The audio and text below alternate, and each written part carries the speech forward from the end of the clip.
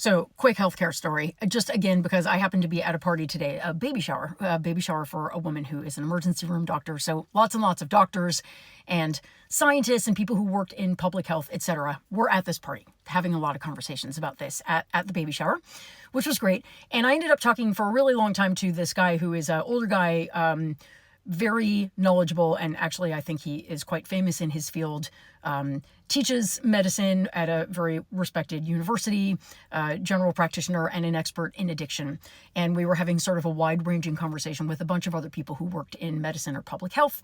We got to talking about organ donations and the whole process of being on an organ donor list or a recipient list, and how biased that system can be, especially towards people who are alcoholics or addicts. So anyway, he was saying, oh yeah, I just read a paper recently about 4 people who were supposed to be candidates and were supposed to be getting very close to receiving a liver donation, and they were given a routine blood test, and the test showed markers for alcohol in their system, and they were all denied their donations, except it turned out that none of them actually had been drinking. That there was proof in all 4 cases that they had not been drinking. And it turned out that the blood was showing alcohol markers because they had all had recent transfusions. And the person who had donated blood, and then they were getting a transfusion of that blood, that person had been drinking. So I had so many questions about this. I was like, wait, well, first of all, don't they test blood for alcohol before you give a transfusion to someone who's got like liver failure? He said, no, when you're doing a transfusion, that's a moment of great urgency. You don't have time to test the blood.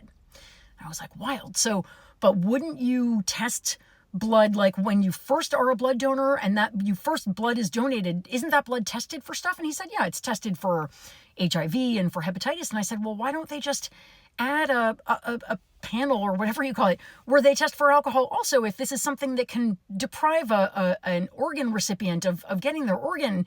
Why don't they just also screen for alcohol? And there was sort of a pause around the table, and he looked at me and he said, well, that's a $50 test.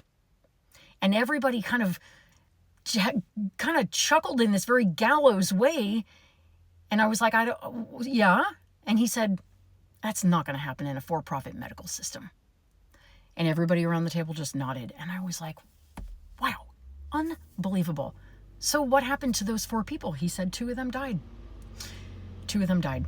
It was a tragic, tragic situation. You can't have a for-profit medical system and further medical outcomes at the same time. The 2 things are mutually exclusive. I said to this guy, what's the solution to this mess? Is it single payer expecting to be, completely shut down? He said, yeah, of course it's single payer. It's the only way. And everybody at the table is just nodding. It's the only way. Profit and medicine don't go together.